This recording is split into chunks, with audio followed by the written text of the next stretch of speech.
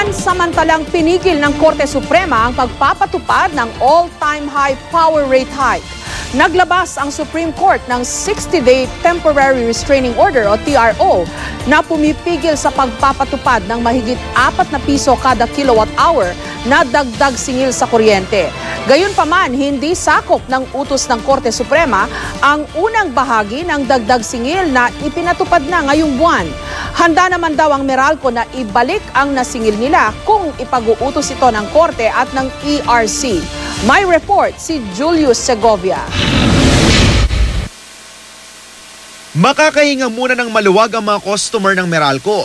Ngayong araw kasi inilabas ng Korte Suprema ang 60-day temporary restraining order para pansamantalang ipatigil sa Meralco ang 4 pesos and 15 centavos per kilowatt-hour na dagdag singil sa kuryente. Now therefore, effective immediately and for a period of 60 days, Respondent Meralco, its agents, representatives, or persons acting in its place and stead are hereby enjoined from increasing the rates it charges to its customers. December 9 nang aprubahan ng Energy Regulatory Commission ang petisyong dagdag singil. Isa ang grupong Bayan Muna sa mga nagpetisyon laban sa power rate hike. Anila, magandang pamasko sa publiko ang desisyon ng Korte. Hinati sa 3 tranche ang dagdag singil sa generation charge. Kaya ang tanong ngayon, paano na ang nasingil ng Meralco na karagdagang 2 pesos and 41 centavos per kilowatt hour ngayong Disyembre bilang unang bahagi ng dagdag singil? Paano mangyayari dun sa mataas na bill na nabayaran namin kung pinahinto pala siya? Mare-refund ba yun ng Meralco? Nabayad na po paano po yung makukuha?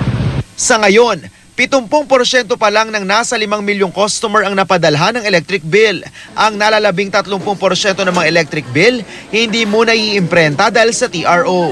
That is not within the scope of our restraining order, but it would probably be addressed. To be able to comply, we need to align our implementation with the Supreme Court order for the different customers that we serve. Ayon sa Meralco, base sa karanasan, ibinabalik naman daw nila ang sobrang singil basta't may utos ang Korte o ng ERC. Kailangan lang naming makita yung detalye para kung anong ang compliance na gagawin namin.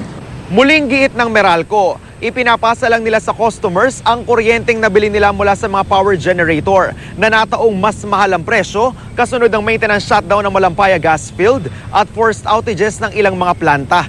Kaya ilalaban daw nila ang isyung ito sa Korte. Ang ERC, itutuloy lang daw ang pag-iimbestiga kung bakit sumipa ng husto ang presyo ng kuryente.